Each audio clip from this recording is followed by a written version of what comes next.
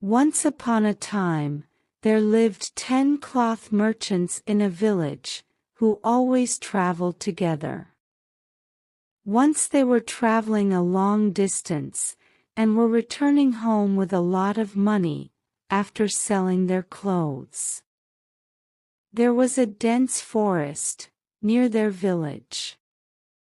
And to reach their village that day, they have to pass through that forest, because due to rain, the bridge connecting their village to the city was filled with water. So after completing their work, they passed through that dense forest, early in the morning to reach their village.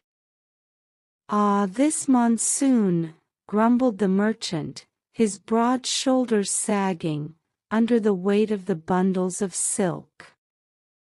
"To think, just last week we were bargaining with princes in their golden halls, and now we may become prey to some tiger in this forest, who wants a merchant's breakfast."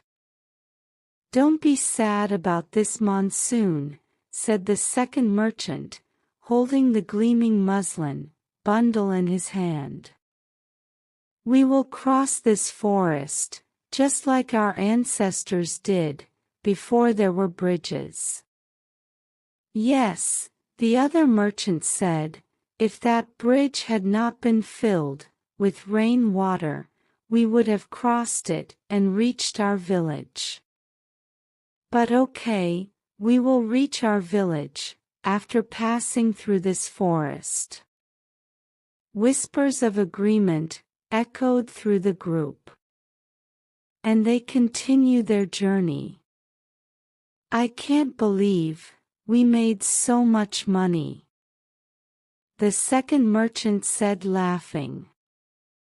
"The gold in my pocket feels heavier than the sacks on my back." His fingers jingle with coins. "I know, right? This will make our lives more prosperous. I'm so glad we decided to go on this trip," said the other merchant, replying to the other merchant. "I really enjoyed it too," said another merchant. "I can't wait to see what we can do with all this money." "However, it will not be easy," said the second merchant, his eyes scanning the tangled bushes. "The rains have washed out the roads, and we may lose our way. And whisperers say that a band of robbers have made this forest their new base." A shiver of uneasiness ran through the group. Visions of masked figures and glowing blades danced before their eyes. Suddenly a branch broke. The merchants jumped up, their hands instinctively reaching for the weapons that they did not have. But a deer got scared and came out of the bushes. And seeing the deer, they laughed nervously and heaved a sigh of relief. "Look, even the forests warn us," said a merchant in a trembling voice. "Maybe we should turn back." But a harsh voice interrupted him. "There is no turning back now," said the second merchant, his eyes gleaming. "There are no robbers or any animals in this forest. It's just your imagination, and that of the village people. We have crossed half the forest. Have you seen any robbers or animals? So stop trying to scare us, and talk nonsense, and continue your journey." And they continued on their journey, without any information, or ignoring what the village people said. But in that dense forest there really lived 3 notorious robbers, about whom the merchants had no knowledge, and when they were passing through this dense forest, the robbers stood in front of them, with swords and sticks in their hands. "Wait! You can't pass through here," said one of the robbers, with a stick in his hand. "Why not?" a merchant said. "We are just merchants, we want to go to the next village." "Because this is our territory," said the robbers. "And we tell who can pass through here, and who cannot. Now hand over everything you have." "But sir, we don't have anything valuable. Just some food and stuff." The merchant said. "It's not what we want. Money, we want your money." The robbers said. "We don't have any money. We are just poor merchants," the merchant said. "Really, but your clothes and bag don't fit your answer. You are really poor, ha, ha, ha," the robbers said mockingly, and laughing. "Now you will empty your bag, or we will do it. Hand over your money and bag to us, otherwise we will take it by force." The robbers showed them the sword and said. The merchants looked at each other, then at the robbers. They knew they were outnumbered, but they had no weapons, and the robbers had many weapons. So they did not want to risk getting hurt. And they had to submit themselves to the robbers. "Okay, okay. We'll give you what you want." And merchants hand over their goods and money to robbers. Robbers stripped them of everything, even the clothes they wore. And the robbers gave them a small loincloth, only an inch wide and a hand long, to wear. The robbers were very happy, because now it was settled in their mind that they had captured 10 men and looted all their property. They started feeling proud of their own bravery. "Ha, ha, ha, today we earned a lot of money," said a robber. "Yes, brother, now we have a lot of money, and if 2 or 4 rich goats get trapped like this, it will be more fun," the second robber said proudly. "Although there are 10 of them, but look how timid they are," said one of the robbers, looking sarcastically at the merchants. "Ha, ha, it is like that. We are the kings of this forest, and whoever comes here will have to bow before us," the robbers said to each other, while laughing loudly. But then a robber said, "Brother, we have liquor, money, and other things, but how much fun it would be if we had dancers too." "Oh, we have a dancer," said one of the robbers. "These merchants, they are already scared of us, and they are cowards, so they will entertain us, and even dance for us." The second robber looked at the merchants and said.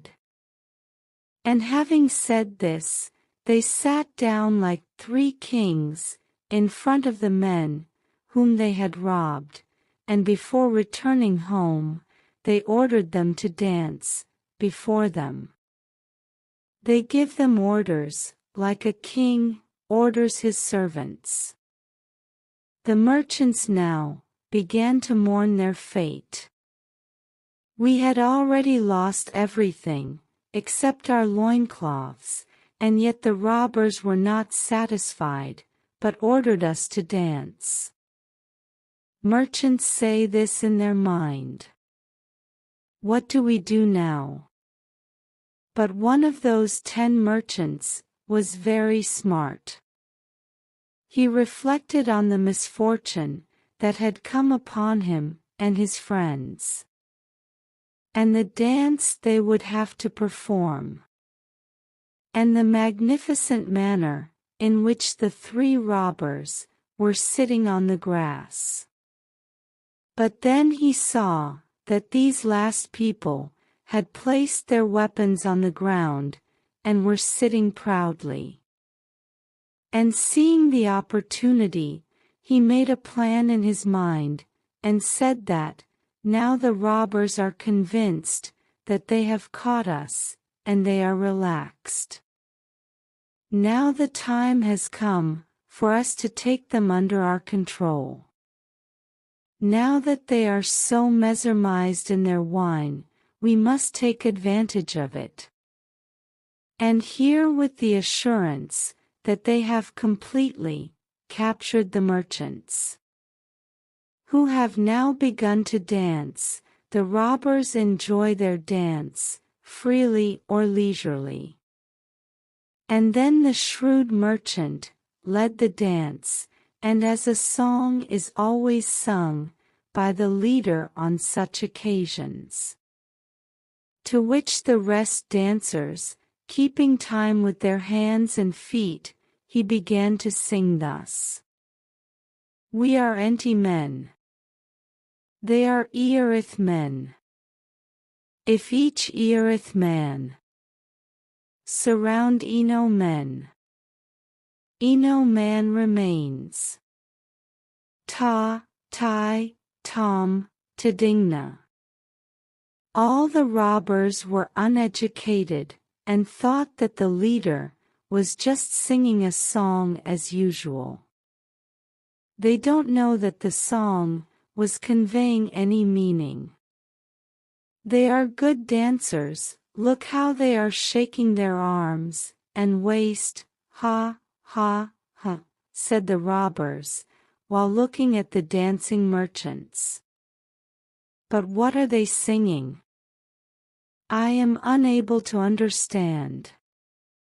How would you understand, if you had gone to school in childhood, or had taken any such education? Only then would you have understood the meaning of their songs. They might be singing some famous song of their village, said one robber, smiling and mocking at the other robber. Because the leader had started singing from a distance, and he and his companions had already sung the song twice before the robbers approached.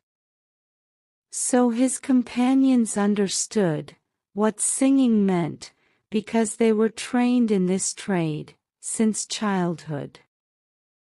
When two merchants discuss the price of an item in the presence of a buyer, they use confusing language. Like, what is the price of this cloth? One merchant will ask another. Rupees, the other would reply. Meaning, 10 rupees. Thus, there is no possibility for the buyer to know what the shopkeeper means, and what they are talking about, unless he is familiar with business language. According to the rules of this secret language, irith means 3, anti means 10, and anno means 1. So the meaning of song is: we are 10 men. They are 3 men. If each 3 men surround 1 man, 1 man remains. Ta, tai, tom, tadingna. So the leader wanted to signal to his fellow merchants with his song that they are 10 men, the robbers are only 3. If they pounced on each of those 3 robbers, 9 of them could catch them, while the remaining 1 merchant could catch hold of the robbers' hands and feet and tie them. They also make eye contact in the middle of the dance and make various gestures to implement their plan. Without understanding the meaning of the song or the intentions of the dancers, the three thieves proudly chew pan and tobacco while celebrating their victory. Meanwhile, the song was sung for the third time. Tai Tai Tom had come out of the singer's mouth. And, before he could say Tatingana, the merchants split into 3 groups, and each group began to attack the robbers. Now one of the remaining merchants, the leader himself, tore a large piece of cloth into 6 cubits long, made it into 6 long narrow strips, and tied the robbers' hands and feet. Their hands and legs were completely tied, and they were rolling on the ground like 3 sacks of rice. A merchant said that ropes should be tied tightly around their hands and legs so that they cannot free themselves. "Ha, we are finally free now, and my money, I thought I would lose all my hard-earned money. I finally got them back." The merchant looked angrily at the robbers and said, "I know, right? They think we are cowards. Now, at last we have taken our revenge. We caught them and tied them. Now let's make them dance, like they did to us." The one merchant said, "That's a great idea. This is going to be so much fun. I can't wait to see their faces," the other merchant said. The merchants just laugh and try to make them dance. But the robbers become angry. "This isn't funny. Let us go, or we will hurt you." The leader of the robbers said, looking at them with threatening eyes, "We are not kidding. We will kill you." The other robber said, with staring eyes. The merchants stop joking and look at the robbers. "You will not cause us any harm. We have caught you, and we will hand you over to the police," said merchants. "So don't even think about running away." The robbers look at each other, then at the merchants. They know the merchants are right. They will not be able to escape. Now the 10 merchants took back all their property, and armed themselves with the swords and sticks of their enemies, and hand over them to the village police station. When they reached their village, they would often entertain their friends and relatives by telling them about their adventure.